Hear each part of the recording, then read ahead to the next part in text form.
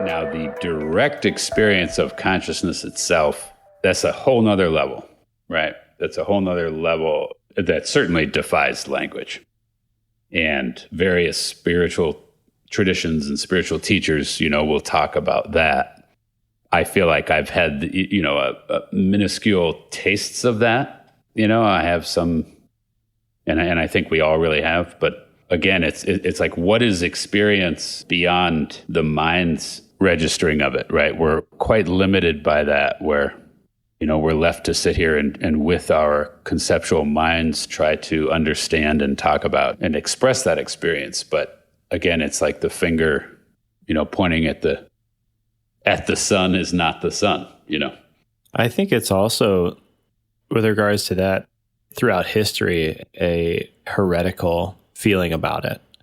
That anyone who's tried to describe it, I shouldn't say anyone, but when people have tried to describe that experience, they're seen as heretics and killed. Like they're trying to bring language to it is frightening for some people because it's so unrelatable in the 3D world sense, or within the limits of language.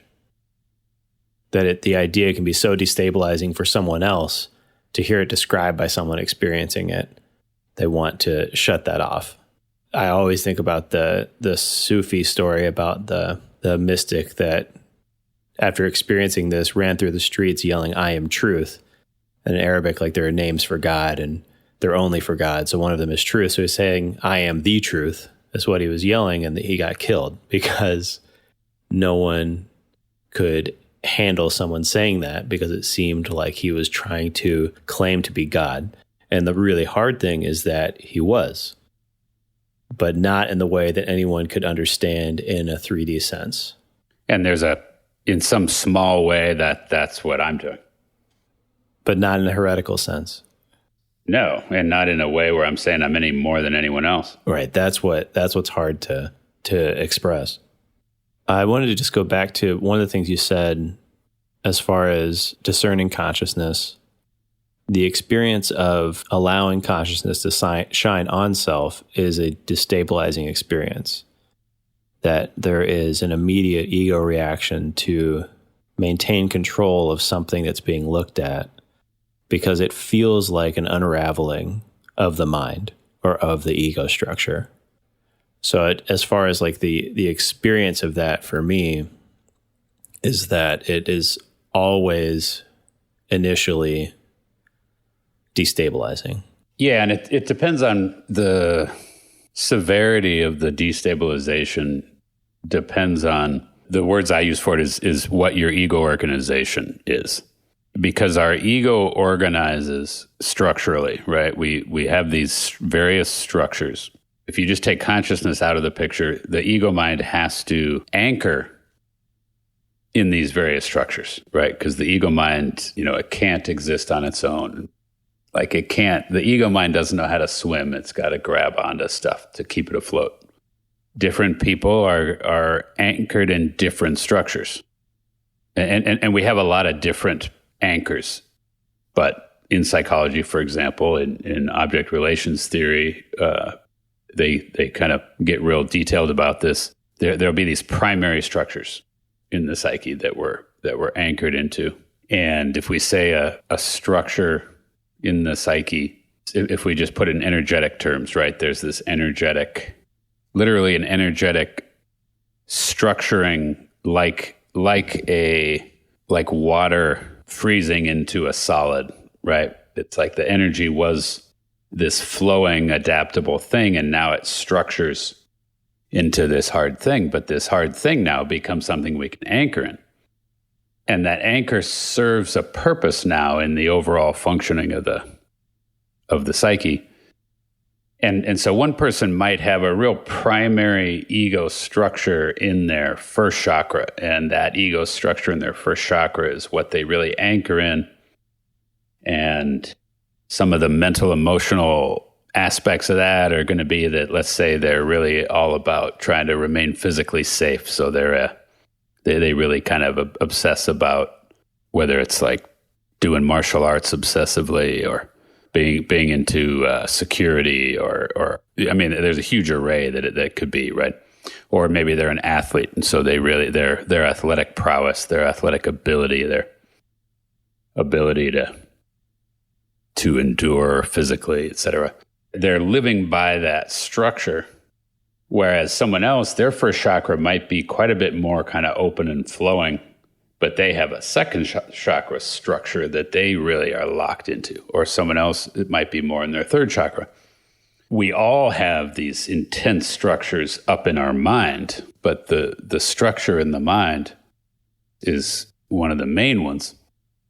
Bringing consciousness to any structure pulls our entanglement out of the structure, and our entanglement in the structure was part of what was holding the structure together. There's a destructuring, a destabilization. It's like to bring consciousness. Let's say your energy field is analogous to water, but then it freezes into these structures. Consciousness is like intense heat from the sun that melts these structures. And so it leaves you flailing to the extent you haven't learned to swim. Now, it gets complicated because it's in a sense, the structure comes undone.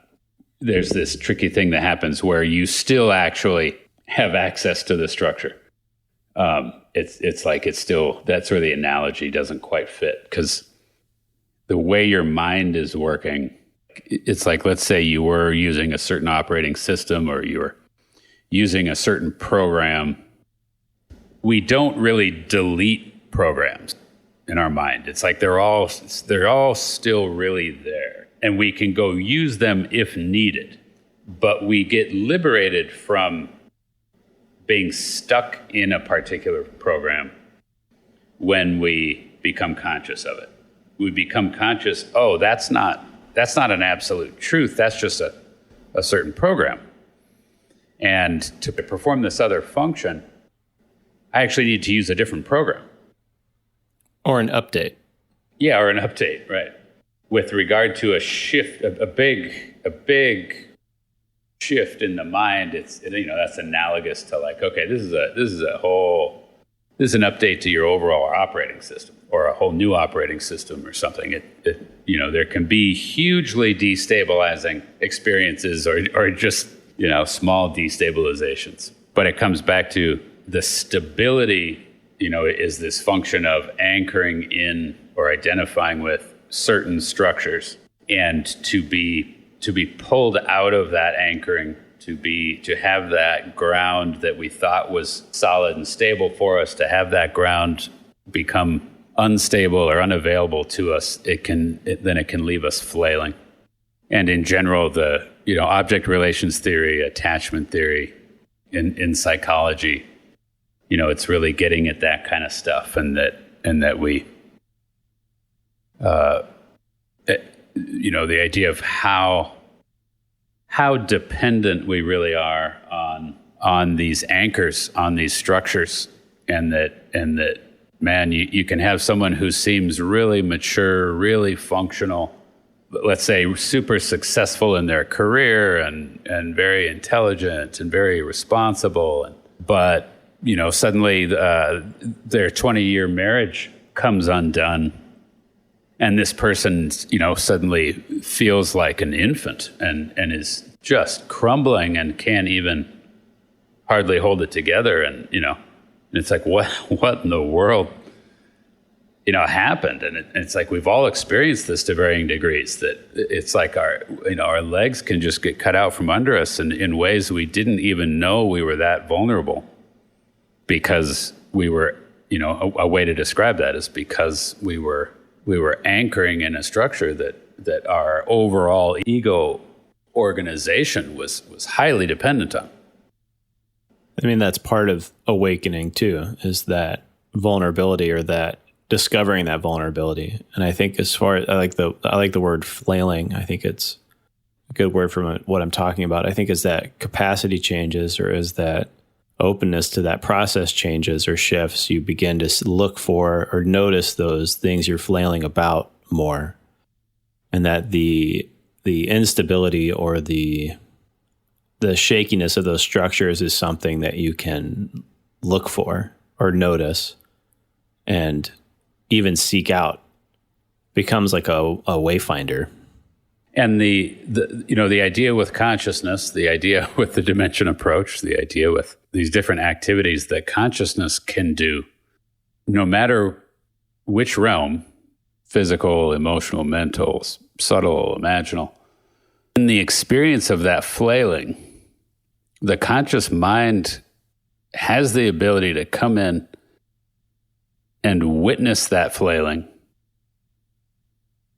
hold space for that flailing, provide support to the person's mind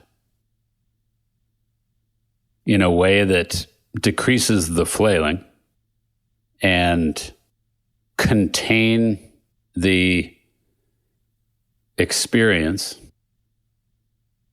and reflect to that person their own consciousness so that they can start to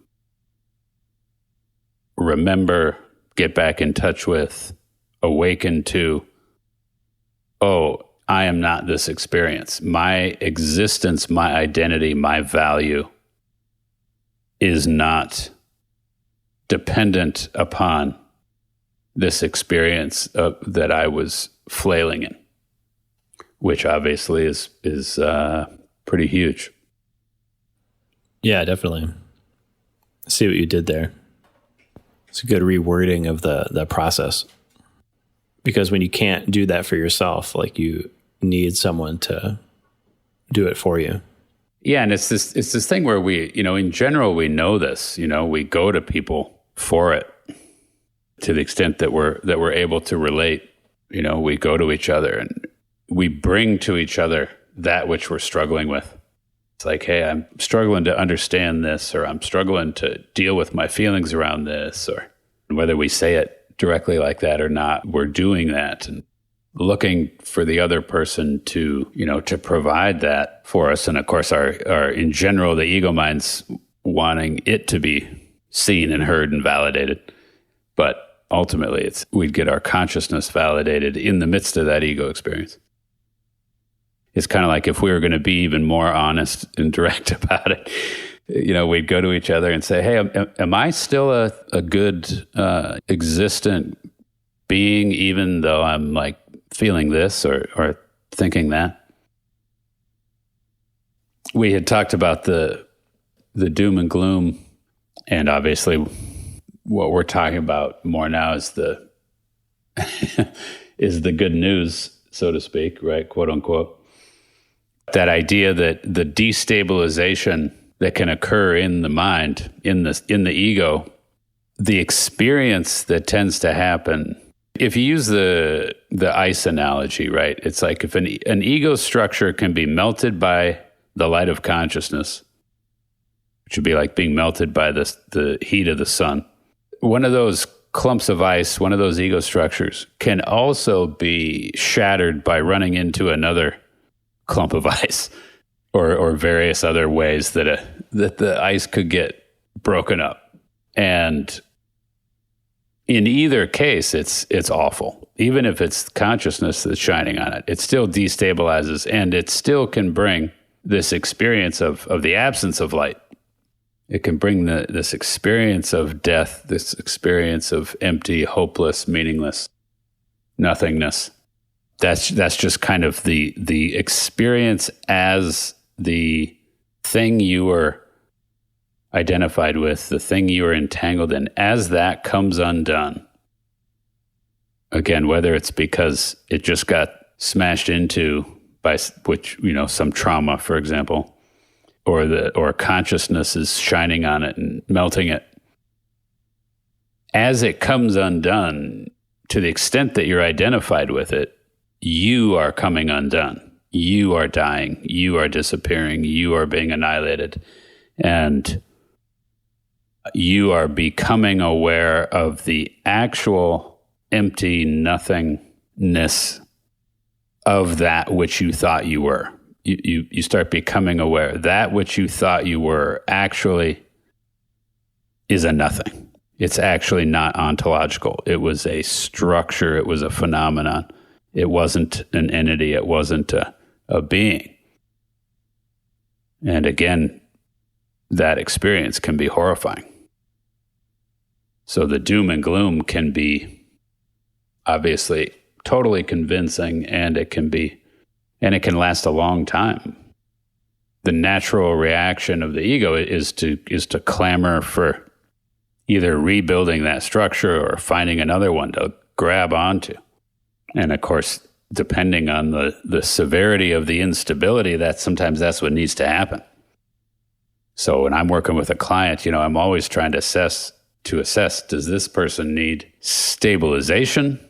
Are they needing support in the other direction, towards consciousness? And it's always this, it's always some of each, but it just varies as far as in the moment, where's a person at and what are they needing? Is their symptom right now because of too much rigidity or because of too much fluidity? So it can be real.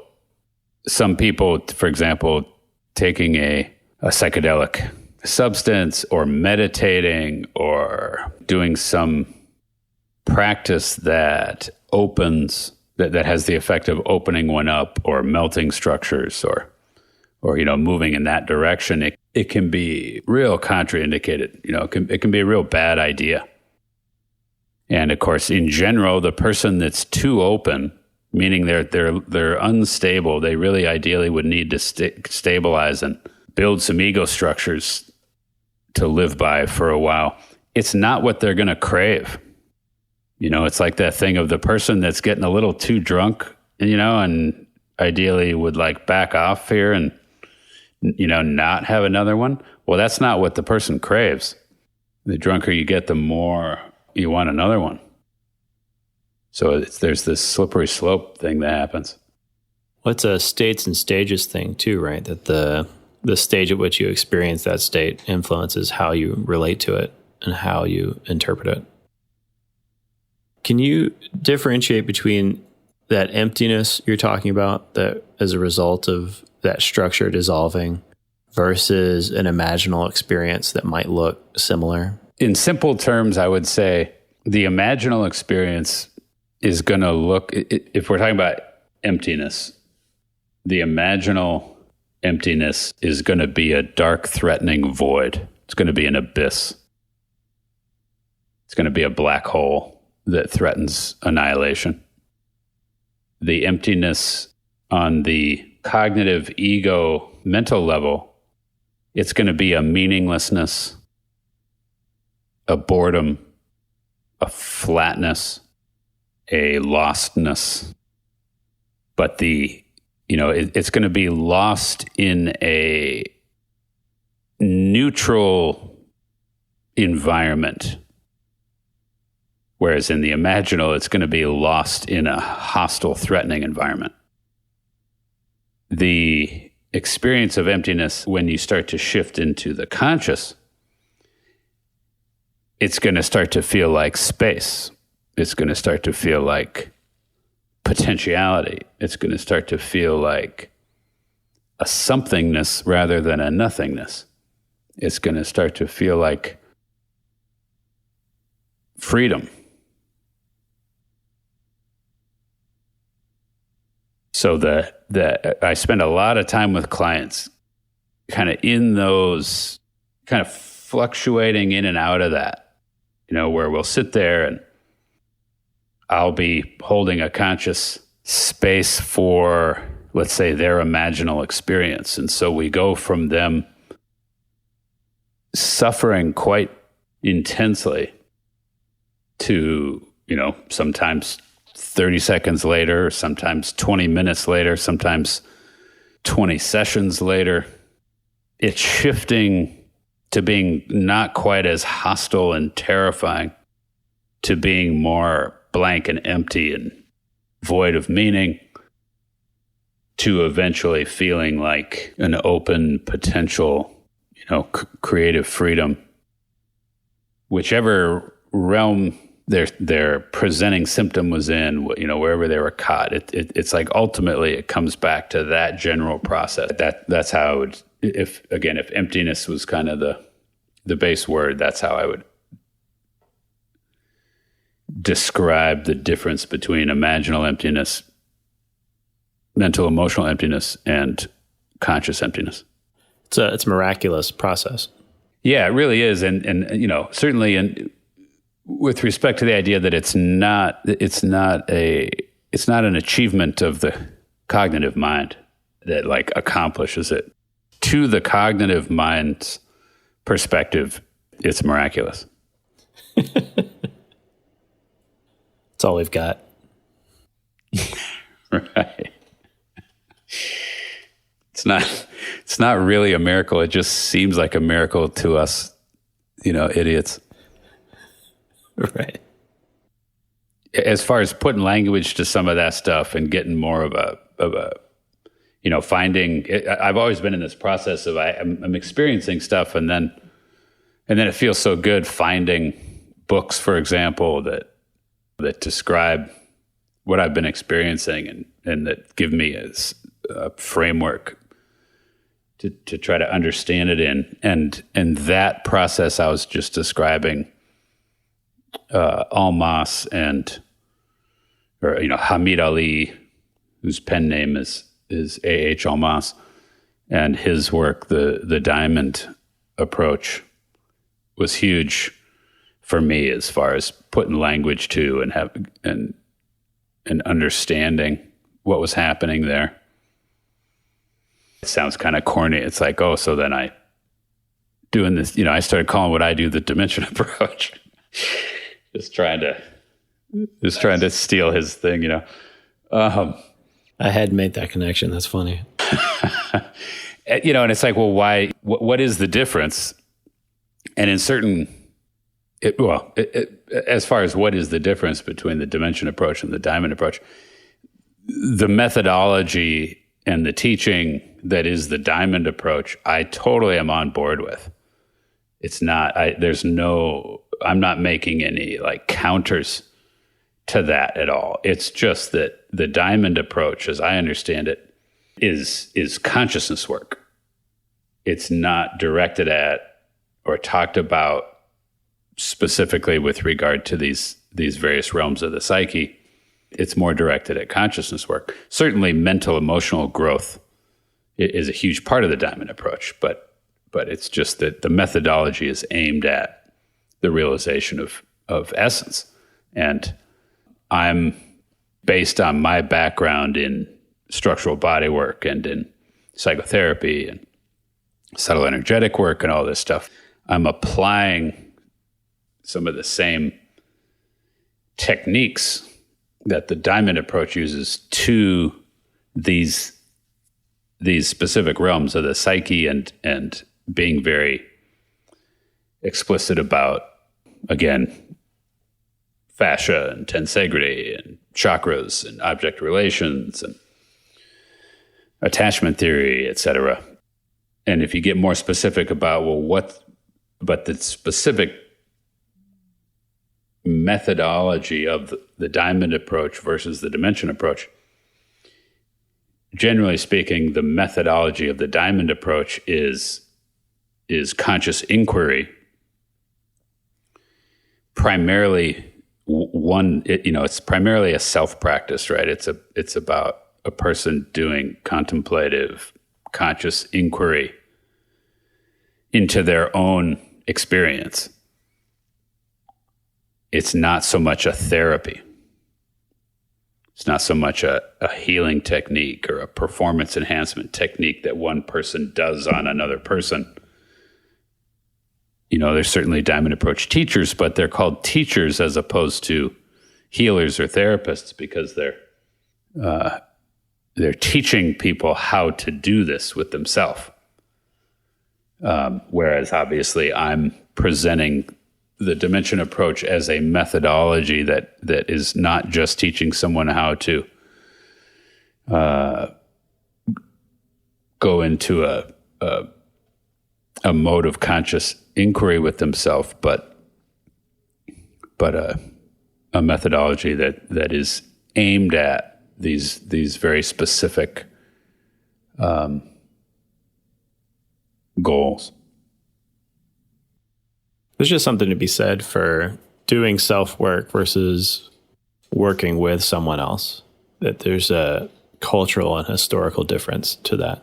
There's just an isolation to any kind of self-work that limits the results, in my opinion. That there's a ceiling to that. Yeah, I totally agree. And there's a lot that can be talked about there. The whole relational idea, whether it's relationship with other people or relationship with Christ, or, this idea of second person relational experience. What is that? What is it? What is relationship with self even? And that's just a huge part of all this. And like you say, I think there's a real limitation to attempting to sort of do it alone. It gets tricky because obviously self-work is an important thing, and owning absolutely your stuff is an important thing. But again, it's one of these idioms that I think gets totalized, and it shouldn't. The idiom's like, well, you can't do it for another person. And it's like, well, there's certain stuff you can do for another person. You can provide the support and the holding and the empathy, and you can provide energetic capacity that they were incapable of. And it's like, those are things you're doing for the other person that they couldn't do for themselves. And the other person has to allow it. But just to sort of stand back and say, well, you can't do it for other people. It's like, well, that's kind of going a little too far. You can point to the thing within them that can do it and give space for it. Right. And actively do all the things you're talking about. Totally. Just becomes a question of the context for what they're saying you can't do. And that, ultimately the experience of suffering is the experience of being out of relation to your own body part, out of relation to your own emotions, out of relation to those around you, out of relation to nature, out of relation to God or universe or whatever you want to call it. To be in relation, to have a relational experience that isn't projection, isn't narcissistic inclusion, isn't rejection or demonization, but rather is a certain kind of oneness, a certain kind of openness, a certain kind of relational back and forth. That is the cure. That is the connection. That is the truth. And to cut off that oneness, that back and forth interaction, no matter how quote unquote bad you think that that thing is, that person, that thought, that ideology, that emotion, no matter how bad you think it is, if you cut off the relation, if you cut off the connection and the back and forth interaction with it, then you've got problems.